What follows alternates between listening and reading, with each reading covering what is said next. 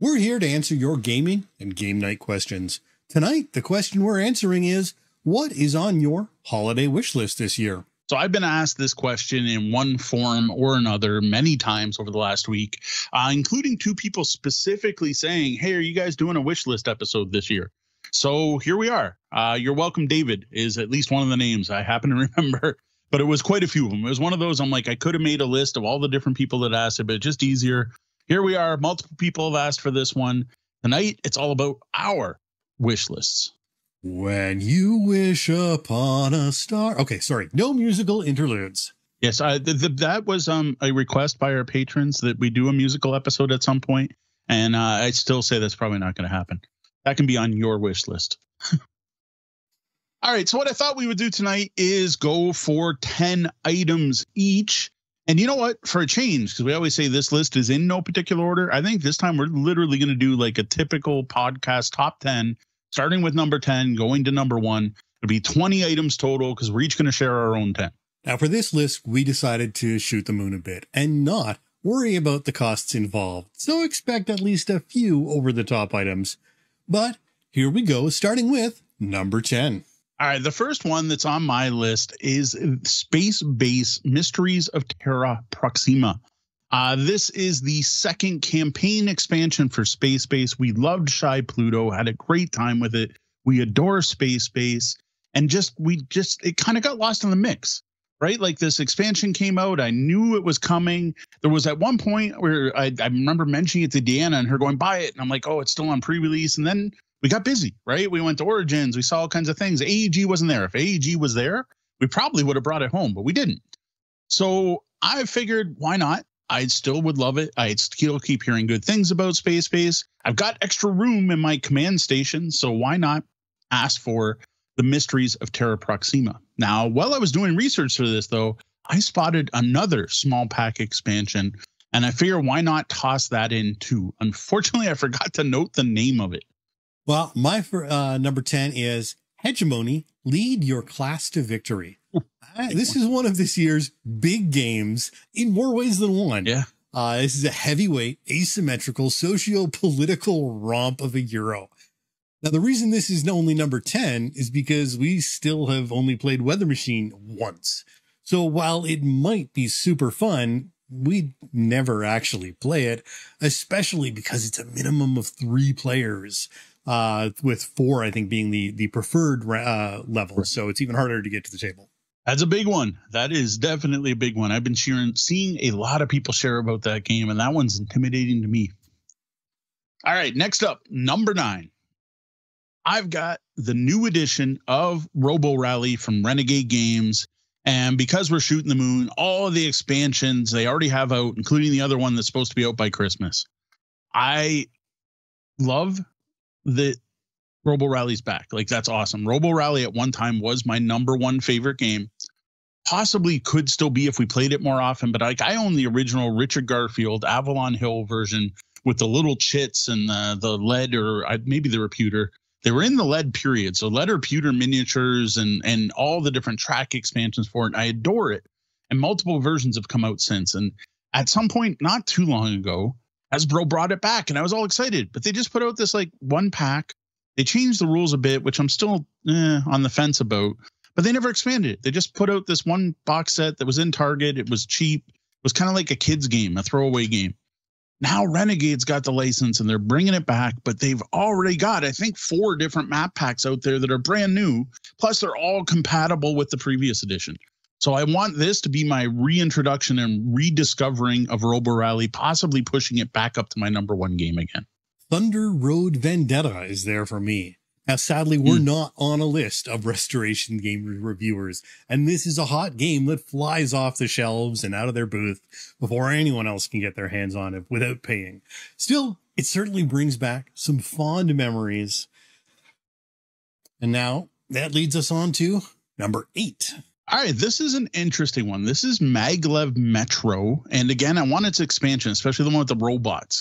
So we were at Origins and we were wandering around the different booths, and I go to the Bezier Games booth, and we sat there and we did a quick demo of Scram, or we're going to do a demo of Scram. So we're about to sit down and try Scram, but someone's already doing a demo, and they said, oh, no, they'll be done soon. We start wandering around the booth, and here's Maglev Metro set up, and there's someone sitting at the table. So we go over, and I'm like, what's this? Like, I know nothing about this game, right? And they show me one of the coolest pick up and deliver train games I've ever seen that is so well presented. It uses translucent tracks. And technically you're doing monorails, but I'm going to call it train rails. It's a train game to me. And each player's color is on there, so you can have multiple players' tracks on the same spot, and they stack. And like the buildings are 3D and taller, so that like it looks better. You get these little metal train cars that you put meeple into to bring them around. It just looked fantastic. And I never called myself like a huge train gamer. I'm no Puffing Billy. I'm not Darkling Blight in the chat and his love of 18XX games, but I do enjoy mid-level train games a lot. And this one just spoke to me. I'm like, oh, this looks so good. So we got a little short demo, and I found out about how it's all about leveling up your robots, and it's actually a bunch of robots running maglevs, and you can level up different things and get experience and be able to build more items. And oh, it just looks so good. So I would love to receive a copy of Maglev Metro from Bezier Games. All right. Well, veering away from board games for a moment, next up, I've got the Zoom H2N, which is a portable recorder, but it would allow us to do audio recordings just about anywhere, including on the show floor at places like Origins for live thoughts about games or listening, talking about games as we're demoing them, talking with designers on the game floor. We may not be a interview show, but the game floor at Origins is the kind of place where that works out really nicely, and you can get some great sound bites for future episodes. Yeah, and that'd just be cool. Like, you could have been there when I was doing the demo of Maglev Metro. Oh, that's really cool. Oh, check that out. You get some Mo Reacts at Origins videos, the Bellhop Reacts. All right, time for lucky number 7. For me, this one's kind of strange, but I want that Castle Panic big box, the deluxe big box with everything. The version that has all 4 expansions and a flippin' miniature for every single tile you can pull out, including all the funky tiles that come with crowns and quests. Like, I was looking at my pictures from Origins, and there's a picture there, and I'm like, oh my God, that's that menhir that was advancing towards our castle that was spawning monsters. Like, they put miniatures for everything in here. And then the monsters with multiple health are on these like cool turnable bases, so you can see their health and keep the monster pointing at the castle. And like, we just reviewed this, so listen to our review. Castle Panic's not even like my favorite game. But as Sean pointed out in the review and in the last couple episodes when we were talking about meeples and minis, I run public play events. Having that big box would be so great at any public play event. Even more so if I can, bribe Too Much Coffee Painting to paint my copy up or something like that. Maybe that's like the bonus gift. If Too Much Coffee wants to buy me something, someone else can get the big box. He can paint it up. Fair enough. Well, since I got the recorder in that last wish, this one is for the mics. The Rode Wireless Pro. Now, I already like Rode. I'm using a Rode mic right now. And content creators know that when you're out of your studio, a good mic can make or break your sound. Even if you've got a good recorder and good portable recorder, the mic makes a big difference. And for a 2-channel, so Mo and I, or D and Mo, or whoever, to be wirelessly recorded and have wireless mics out on the field, it's pretty tough to beat the Rode Wireless Pro setup for content creation of this level. We don't need to be TV broadcast quality, but certainly would be nice. Which brings us to number 6. All right, Twilight Imperium 4th edition with its expansion. Now, has to have the expansion. One of the reasons I didn't pick up Twilight Imperium 4E when it came out, and I had the budget to do so, was I found out it only had 3 X's. I'm like, how do you put out the biggest 4X sci-fi game with 3 X's? There was no exploration in it. There was none at all. You set up the map at the beginning of the game and you don't discover anything. Well, they added that X in the expansion. And you know what? I think that happened with Twilight Imperium 3rd edition as well, or it was an optional module to add it, but whatever. So the reason I put this on my wish list is I'm never going to buy it myself. Even if I found it dirt cheap, I probably wouldn't buy it because I know it won't get enough play. And I'll feel guilty spending all that money. And I can know that because I have an expansion for Twilight Imperium 3rd edition I never got to the table. Or, for example, I actually have an expansion for StarCraft, the board game I've never used, because we just don't have those big epic game nights anymore. Now, yes, I would love to start them up. So for one reason, I want this as a gift because maybe it's the incentive I need to start having epic game nights where, you know, I teach the rules, then we eat pizza and we talk about the rules, then we play and we take a break at midnight and whatever, go get coffees, Tim Hortons, then we come back and finish it up. The other reason is I'll never buy this. So you know what? It'd be a great gift, because if someone bought me a copy, I wouldn't feel as guilty if it only got played once or twice. Fair enough. So here at number 6, I'm going to wish for something that only really one person in the world can fulfill. And that is a Kickstarter for a finished game that I backed getting delivered someday. Hoop Gods and Rap Gods second printing are now the oldest Kickstarter I have outstanding, aside from one obvious scam that no one is ever going to see any product from. And we realized pretty quickly it was a scam. This is now going on a number of years past its delivery date. And the creator is doing other things instead of fulfilling this game. So here's my number 6. Thankfully, I don't have one of those to add to my list, except for the possibility of the one that I got scammed on somehow magically becoming real. And I'm suddenly getting a bunch of dungeon terrain, even though I don't even know what to do with it now, because I'm not even running the 4th edition of a world's most popular game that I was when I backed it, expecting to get it. Next up, we have 5 golden rings. There's the musical interlude from my side. Sean had one earlier. I've got mine. We're done with the music. All right. On Mars Deluxe Edition. I love Vital Lacerda. We love Ian O'Toole. You put the two together, it's magic. Then you look and find out this is their top rated game. Vital Lacerda, Ian O'Toole. This has flown up the Board Game Geek top 100. I don't know where it was. It was in the top 10. It might have been number 4, might have been number 6, but it's up there. Still going up. The most popular Lacerda right now. I want the deluxe edition with all the first player markers and all the different upgrades and everything. Now, this is a game that's kind of like, I almost want to play it in a series, because this is colonizing Mars. This isn't terraforming. The terraforming's done. You're just building your colony. And I got to say, this game looks fantastic. What I was going to put on this list was Kanban EV edition, because I own Kanban and I really like Kanban. But when I saw On Mars was higher ranked than it, I did a little research. I'm like, no, you know what? I can play my old Kanban if I want. Give me On Mars. On Mars, currently sitting at number 48 on the top 100. All right, not top 10 yet, but still, it's moving up. So I've got City of Mist. Now, this is an interesting Supers RPG from Modiphius that I'd probably never buy for myself, but would look great on the collection.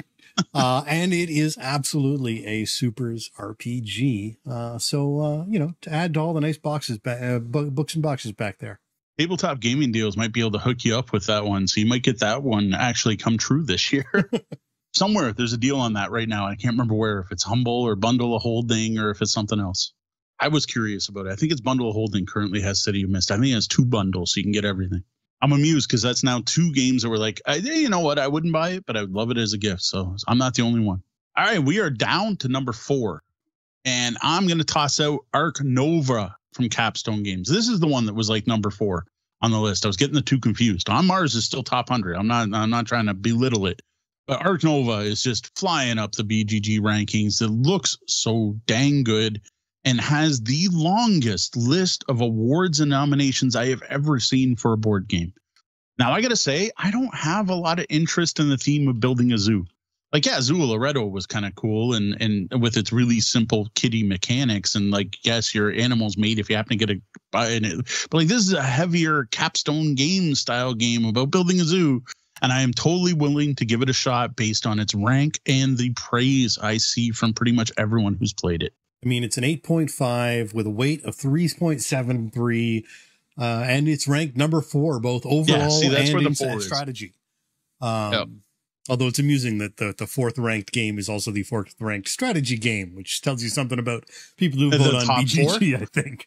Yes. All right. So I just recently discovered this one, but alas, it is out of print. And that is the Villains and Vigilantes card game from 2011, which the reviews suggest, and the reviews shine poorly on it, but mostly because it is much harder than most people were expecting in a, Supers card game. The weight is over 3. I think it's like 3.5 or more. It is a really sort of complex, supers configurable card game. And so that is Villains and Vigilantes. Yeah, you got to wonder if it's just the people who bought it wanted light, or if it really is like just too much. I got to say, from what I know, V&V isn't a light system itself. So maybe it was maybe you got to roll D20s to hit or something. Number 3 comes with 4th edition of Warhammer Fantasy Roleplay. I want the core rulebook and the complete set of the deluxe editions of the Enemy Within campaign, because I saw those at Origins and had to go take a washroom break. Oh my God. They are the most beautiful role-playing books I've ever seen. I'm a Warhammer fanboy. I love the Enemy Within campaign. I'm extremely excited by what they've done to update it, modernize it, and fix it. Sorry, old school fans, but fix the Enemy Within's ending so it's not as silly as the original. Not that Sean ever got that far in the books, but I read them. They are just so gorgeous. I want them on my shelves. I want to read them. I want to look at them. If we're really going to go over the top, give me 2 copies so I can just leave like sealed, nice, shiny copies on my shelf behind a glass case, and I'll read the other copies. You know what though? If you get me the Enemy Within, I'll go buy my own core rules. I don't have the core rule book. I don't even need it. I'll get that myself. Just give me those Enemy Within books.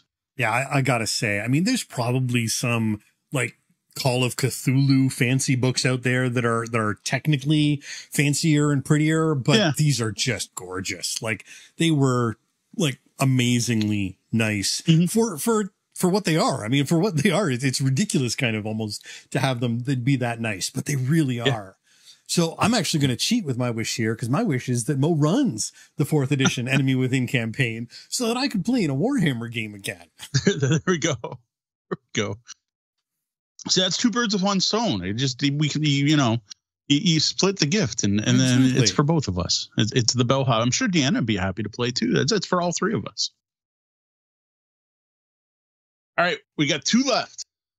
1, people in the chat have already commented on our backdrop today, which has Deanna's copy of the Dark Tower in it. And I had to put that up because I don't have the new one. So my next wish is Return to Dark Tower, because it's the holidays. And you know what? I'm putting this on the list for Deanna's sake, because it is something she and I would enjoy together and something she would love to introduce to her kids. This is one that she regrets we didn't have the money to back the Kickstarter at the time. I've been hearing really good things about this new version of Dark Tower. Yeah, it seems completely different. It's cooperative. There's a campaign, but it's got a tower that's, way cooler looking than the thing over my shoulder. Yeah, it's app driven. Don't love that, but I have not heard anything bad. And like I said, this is for the family. I want Dark Tower for my family, even though there's probably a bunch of other things I put on this list beforehand. But this way, it's for everyone. All right. Well, more supers? Yeah, more supers. This time, Sidekick Saga, a light legacy co-op supers game.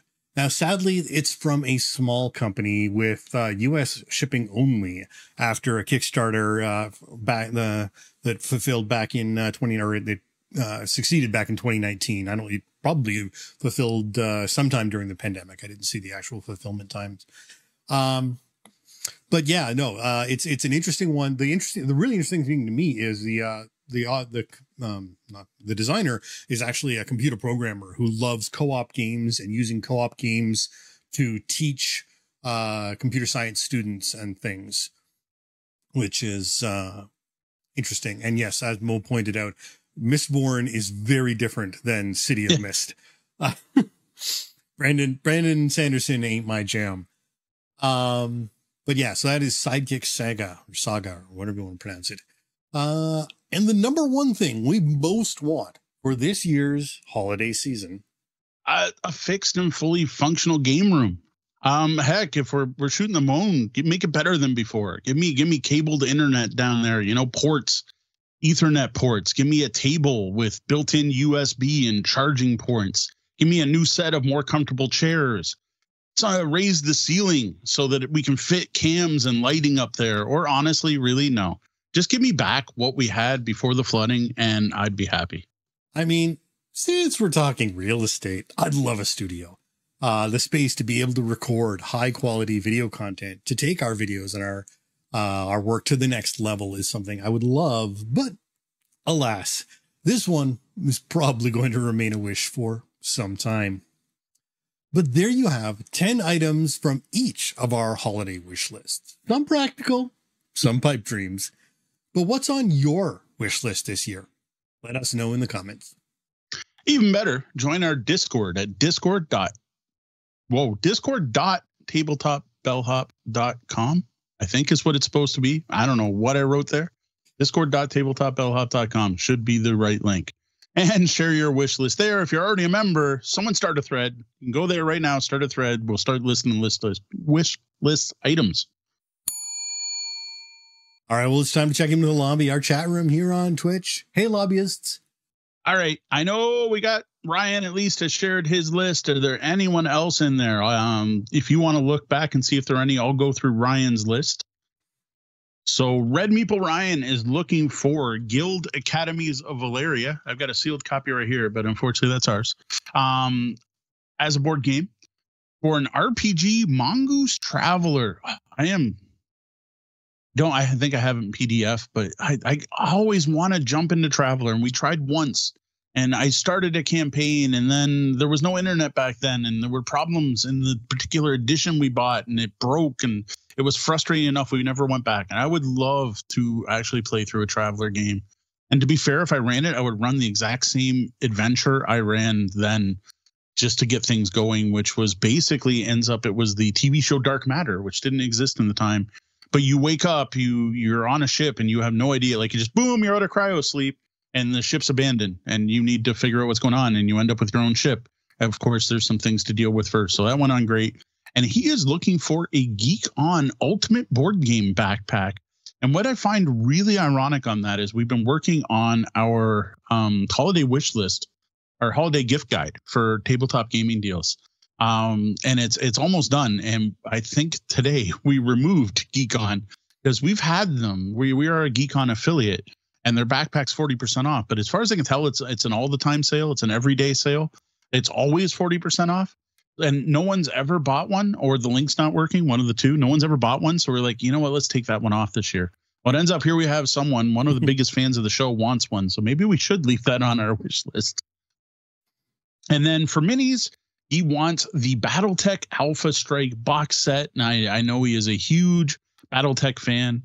I still have not gotten any use out of the sealed. I still have sealed Alpha Strike boxes right there within arm's reach. I could pull one down right now. So that is one list. So not a lot in the chat room right now, but Eggman Jr. is saying Nucleum is on the top of their wish list. Nucleum. Okay, I don't know that one off the top of my head. Not a lot of people sharing their lists. A Euro board game in which players take the role of industrialists trying to succeed in the 19th century. It is an 8.3 rated, nice. Weight of 4. Just got out this year. Become the leader of the Industrial Revolution in an alternative timeline. Designers, David Zirke, and Simone Luciani are the designers, with artists Andreas Reck, Piotr Sokolowski, and Zbigniew Ungelter. There we go. Eggman, Roger just got his copy, so the two can hook up and find out if it's good. And Ryan, I just dropped a link to an Ultimate Board Game backpack with bonus wrist strap for waist strap, for 40% off. It is definitely not out of stock at their website. Oh, there we go. And supposedly if you subscribe to their newsletter, you get another 10% off. Now it's not cheap, but now if I it's 50% off. If I'm correct, can Roger and Eggman play this Saturday at the barbershop? Is that this Saturday? Yes, it is. There is a game night this Saturday at the barbershop bar. There we go. I don't know if they have any tables big enough for a huge Euro like that. Oh, wouldn't let him add it to cart. Well, I'm going to click add to cart. I'm going to pick a color. I'm going to go with black. Oh, too big for this event. There we go. Roger's saying it's too big. Gray's out of stock. Blue's out of stock. Well, how dumb is that? Once you pick a color, you had to pick a color before it showed add to cart. Yeah, I'm looking at the pictures right now, Roger, and yeah, you'd need a little extra space for that to be. Wow, that is a big one. Yeah, yeah, that's what I was thinking. yeah, it's about the size of Weather Machine, I think. Maybe a little bigger on the main board. But well, here's another reason to remove Geek On from our list. Yeah, that's not a good like sign. It literally says add to cart, so I assume it's in stock. When I click it, it says select a color. Then once I select each color, they're all out of stock. Yeah, that's not cool. Oh, that's annoying. Well, thank you for pointing that out, Ryan. Play at the Outpost in Amherstburg. That's cool. All right. Well, we don't have a lot of. Roger is looking for Stockpile. I've heard of Stockpile. I've not played Stockpile. I thought about doing a more reasonable list of I made sure to put some reasonable things on, but I thought it'd be more fun to kind of go a little shoot the moon. There we go. Tech wants Go Cuckoo. Yeah, fair. I wish I could point you to somewhere to get Go Cuckoo. All right. That's another one. I'm sorry. I'm not going to give it up. And I don't know if Joe Swick is still a regular listener, but you're not getting my copy of Masters of the Universe. I know you're willing to take it or buy it at any time. I know that's Joe's big wish list item. Oh, that's possible. That happens. I know Stockpile, like people were raving about it when it first came out.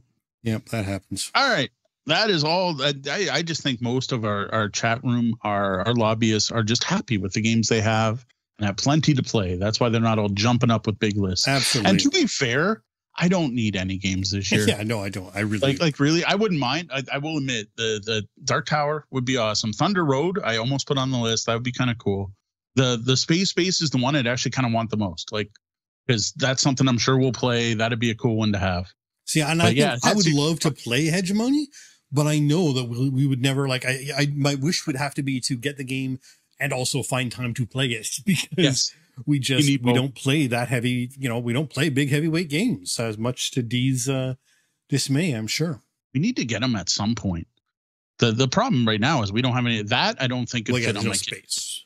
But yeah, in general, we just don't need a lot. And I don't know, Robo Rally. Everything I put on my list would be stuff I'd be happy to get, but I'm not going to buy it myself, right?